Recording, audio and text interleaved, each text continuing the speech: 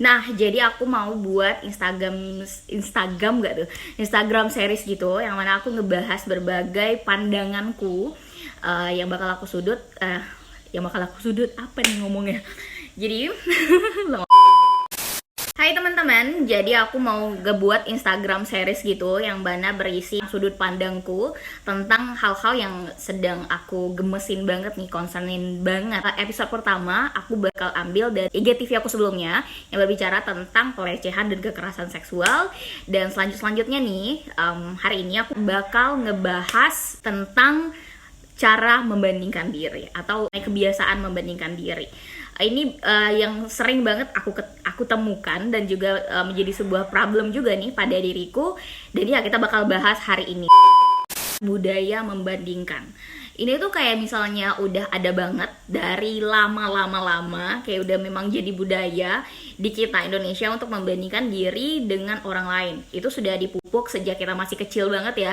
Orang tua tuh sering ngebandingin kita dengan sepupu atau dengan tetangga segala macam tentang prestasi ataupun bagaimana kita berperilaku di rumah begitu. Oke, dari kecil gue udah dapet nih. Dan balik lagi udah kita dewasa juga kita dibandingin sama orang lain, seperti halnya tentang karir segala macem atau tentang kecantikan. Kita tertanam membandingkan itu adalah hal yang biasa, malah membandingkan itu supaya kamu tuh bisa berubah loh, supaya kamu tuh bisa menjadi lebih baik loh. Kan ngebandingin bukan berarti itu jelek. Nah, sebenarnya kalau misalnya kita mau narik benang merahnya, kenapa ada sebuah insecure, itu karena kita sudah membandingkan. Tahap selanjutnya dari insecure itu ada banyak. Ada tahap baiknya, mungkin kamu bisa berubah, mungkin menjadi lebih baik, itu bagus dong.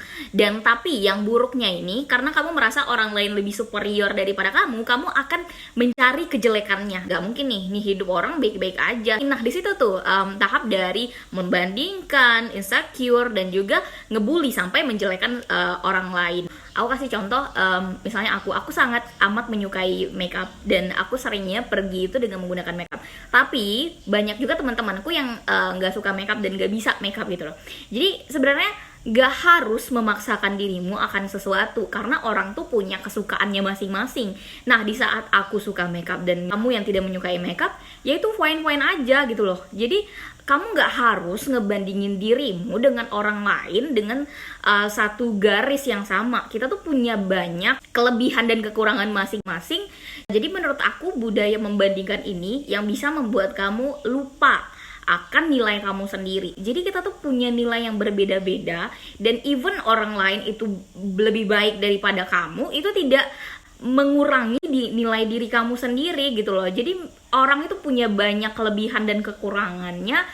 Kenapa kamu hanya fokus kepada orang yang di depan sana, sementara kamu tidak melihat lagi, oh gue nih hebatnya di mana segala macam. Penting banget kita untuk tahu apa kelebihan kita ya. Dan kalau ngelihat lagi, sometimes everything is just in our mind gitu. Jadi kita ngebandingin orang terus kita ngerasa nggak lebih baik dari ini orang gitu.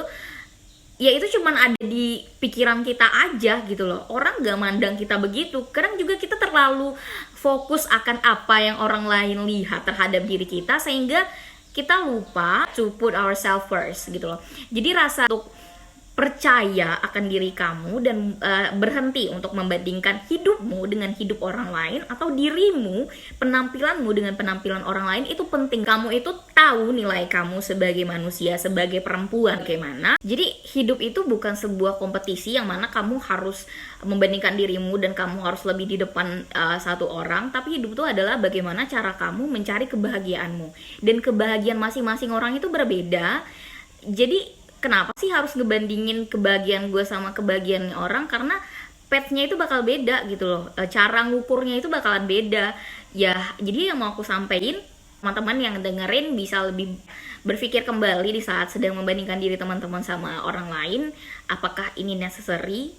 Apakah aku pantas dibandingkan dengan orang lain, sementara diriku sudah melakukan yang bisa aku lakukan untuk menjadi lebih baik, dan bukannya aku harus mengapresiasi apa yang sudah aku lakukan dan mulai berhenti melihat orang lain tapi lihat dirimu.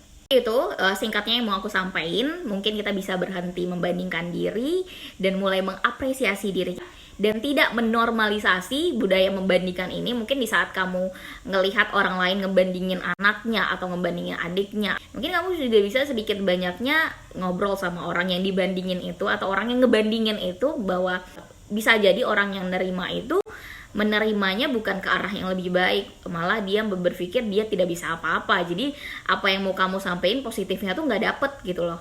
Dan kita yang dibandingin, kamu juga bisa berbicara, aku berbeda dengannya, dan hal yang membuatku tertarik itu berbeda, masa depanku juga akan berbeda dengannya. Kalau misalnya mau merubah seseorang ke arah yang lebih baik, itu mungkin bisa dengan menghilangkan membandingkannya sendiri gitu loh. Jadi kita bisa ngasih option apa nih yang bakal terjadi di masa depan kamu, di hidup kamu kalau kamu melakukan hal ini gitu.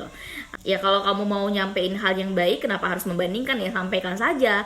Kita bisa merubah dan tidak menormalisasi budaya membandingkan, dan berhenti membandingkan dirimu dengan orang lain di dalam pikiranmu sendiri, karena kamu berharga, kamu spesial dengan apa yang kamu minati dan yang kamu miliki, dan mulai melupakan kebiasaan untuk membandingin diri dengan orang lain. Kamu harus melihat bagaimana progresmu dari kamu sebelumnya sampai kamu sekarang. Kamu tidak bisa melihat progresmu dengan berpatokan pada pencapaian orang lain begitu. Dan ya, terima kasih teman-teman udah mendengarkan sedikit banyaknya sudut pandang aku.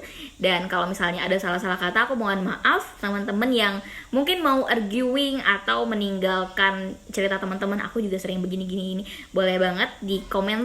Kalau teman-teman pengen ngelihat pendapat aku di suatu hal, bisa banget di komen. Bye bye.